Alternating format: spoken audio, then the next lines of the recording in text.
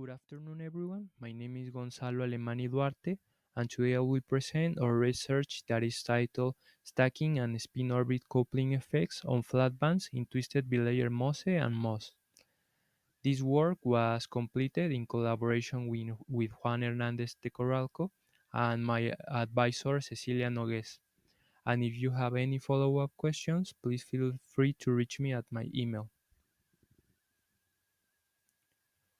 Well, first, the central problem in this field is that the stacking and twisting at transitional metal dichalcogenide monolayers, or also known as TMDs, can create Moiré potentials that substantially narrows their valence bands. This offers an elegant way to engineer flat bands and access highly correlated states. Therefore, our core objective is to systematically investigate how three critical variables affect the formation and properties of these flat bands. The first is the twist angle, the stacking, the and the implementation or not of spin orbit couplings in DFT calculations. As an initial benchmark, we validate our computational approach by comparing calculated band structure against existing RPS data. I had like to quickly summarize the key parameters or DFT simulations. We use the SIESTA code, and our basis set was a numerical atomic orbitals, and we utilize norm conserved pseudo potentials from the pseudodojo database. And to properly model the interlayer interactions, we included the DFT D3 van der Waals correction, and we studied twisted angles of 7.3 and 6.0 degrees for these twisted bilayers. Additional parameters that we used were a mesh cutoff of 500 drivers and a K-grid sampling of 2 by 2 by 1 and a generous 35 angstrom vacuum space um, to avoid spurious interactions. The methodology that we implemented was that first we constructed and relaxed the monolayers of these systems and the untwisted bilayers of these systems, specifically the AA type stacking and AA prime stacking, also known as 2H. Then we compared our calculated bands with and without shock against RPS data, and we constructed then relaxed commensurate twisted bilayer at the angles of 7.3 and 6.0 degrees. Then we calculated their band structures, unfolded their spectral weights, and the spatial distributions of the selected electronic states. And finally, we quantified um, the the bandwidths at both the gamma and the chi-centered bandwidths. Well, the studied systems of these twisted bilayers that we implemented are called MXXM and MMXX, and they have local stackings that are different from one another, but in nomenclature what they implemented were defined by two primary types that are MXXM and MMXX stacking, and the names describe the vertical registry specifying which atomic species overlap. For example, a metal over a chalcogen and a chalcogen over a metal in the MXXM stacking in its unit cell. Our first result is the initial benchmark of the untwisted system, and here we present a crucial validation step.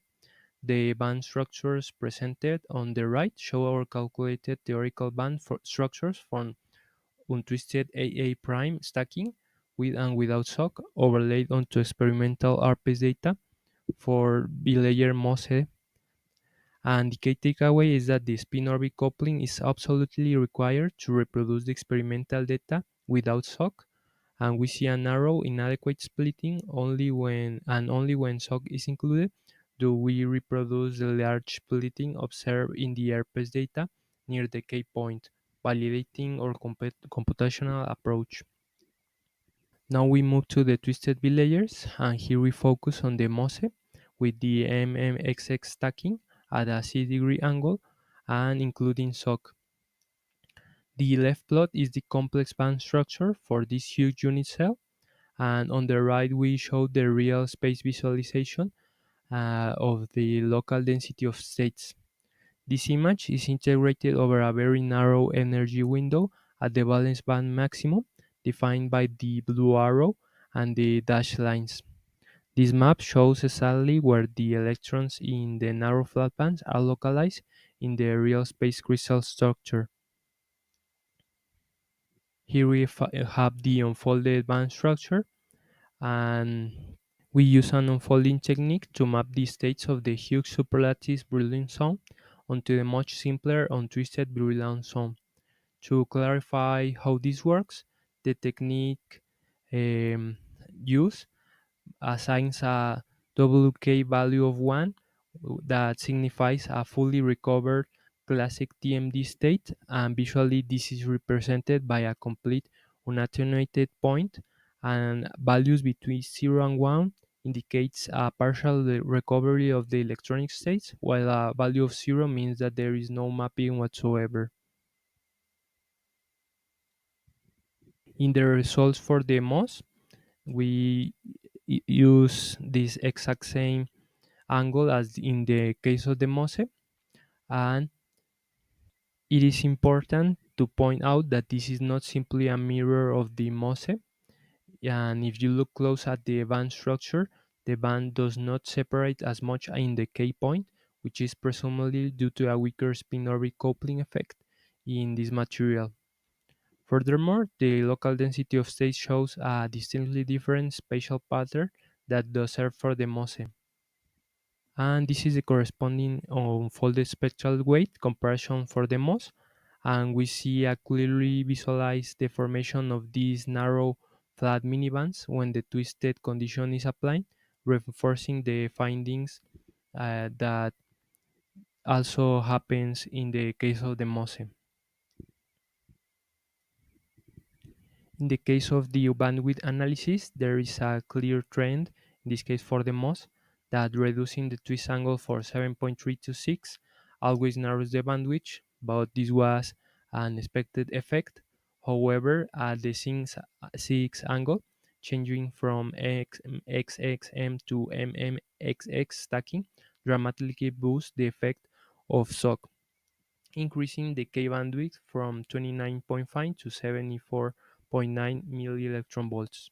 This shows that the effect of shock is highly dependent on the stacking. In the case of MoSe, we see a similar effect from the case of the MOS, and in at 6 angle, the shift from MXX stacking to MMXX stacking boosts the effect of the spin orbit coupling, increasing the K bandwidth from 20.1 to 54.0 millielectron volts.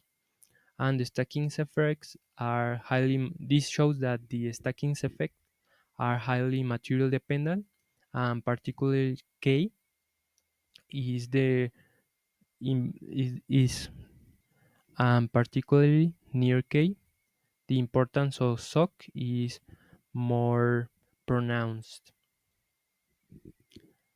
And well, in conclusion, the twist angle reduction narrows both gamma and K center bands. The stacking effects are material dependent, especially near K when shock is included. And in MMXX stacking configuration at 6 angles, shock strongly boosts K bandwidth from MOS and for MoSe. And with these results, we showed that the twist angle, stacking configuration, and speed orbit coupling must be considered together when engineering narrow Moire bands. Thank you for your attention.